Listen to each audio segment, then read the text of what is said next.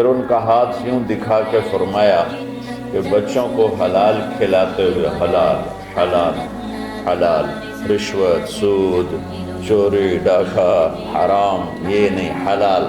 بچوں کو حلال کھلاتے ہوئے جو ہاتھ ایسا ہو جاتا ہے اس پہ جہنم کی آگ حرام ہو جاتی ہے۔ لیکن ایک مائنڈ سیٹ بن چکا ہے ہمارے ہاں کہ بس یہی دینداری ہے۔ مکمل دینداری بنتی جب اس کے ساتھ دنیا کے معاملات اور اخلاقیات درست ہوتے ہیں، پھر جا کے وہ مکمل دین بنتا ہے۔ اچھا، جس نے ان 4 شرطوں کے ساتھ دنیا کو کمایا تو کیا ہوگا بھائی؟ تو فرمایا لقی اللہ یوم القیامہ ووجہہ مثل القمر لیلۃ البدر، قیامت کے دن یہ اللہ کے دربار میں ایسے پیش ہوگا کہ اس کا چہرہ 14ویں رات کے چاند کی طرح چمک رہا ہو۔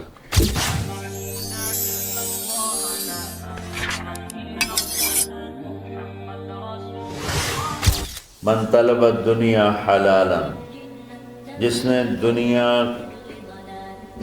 کمائی حلال، کاروبار کیا، نوکری کی، تجارت کی، زراعت کی، کوئی بھی ریڑھی لگائی، چھابا لگایا، سائیکل پہ منیاری بیچی، جو بھی کیا، من طلب الدنیا حلالا، جس نے دنیا کو طلب کیا حلال راستے سے، سعین علی اہلہ، اب بھائی کیوں کماتے ہو؟ کہ جو بچوں کو کھلانا ہوتا ہے اس لیے،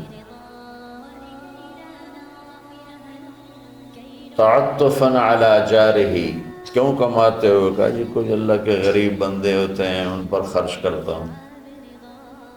استعفافا عن المسئلہ، کیوں کماتے ہو؟ کہا جی کسی سے سوال نہ کرنا پڑے۔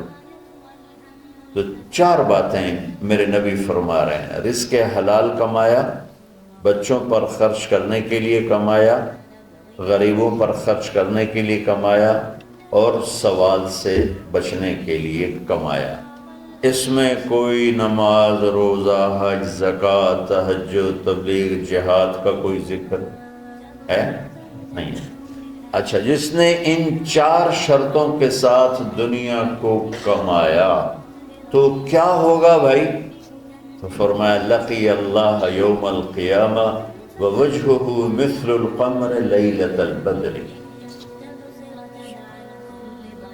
قیامت کے دن یہ اللہ کے دربار میں ایسے پیش ہوگا کہ اس کا چہرہ 14ویں رات کے چاند کی طرح چمک رہا ہو۔ اللہ نے ہمیں ایسا دین عطا فرمایا۔ حضرت سعد بن معاذ رضی اللہ تعالیٰ عنہ آپ کی محفل میں بیٹھے ہوئے تھے، تو وہ دہاڑی کرتے تھے، مزدوری کرتے تھے اپنے باغ میں خود ہی۔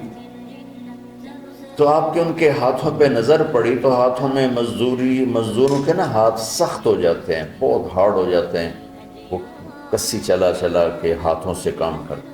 تو آپ نے دیکھا تو ان کے ہاتھ بڑے سخت۔ آپ نے ان سے پوچھا سعد یہ تیرے ہاتھوں کو کیا ہے؟ کہ یا رسول اللہ خود ہی مزدوری کرتا ہوں بچوں کا پیٹ پالنے کے لیے، تو وہ کام کرتے کرتے میرے ہاتھ ایسے ہو گئے ہیں، ٹھیک ہے،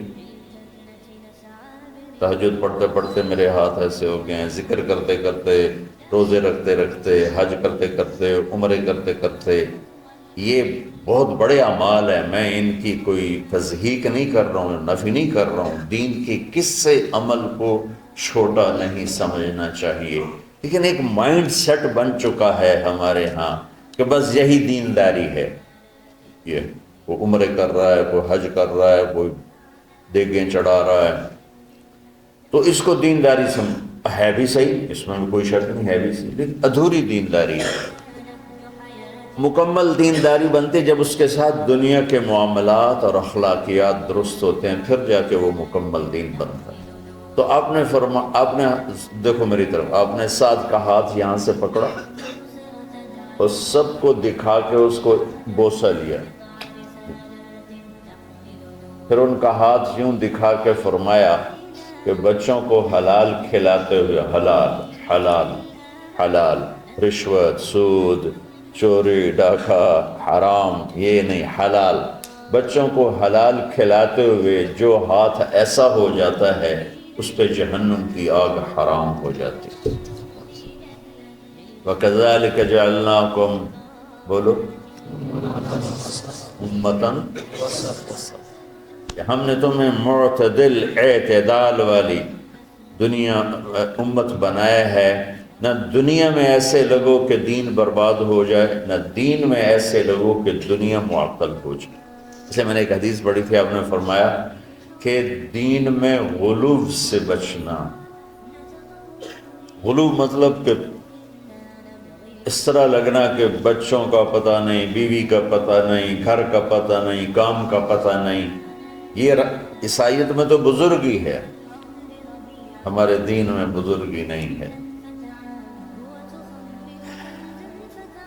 یہ انتہا پسندی ہے۔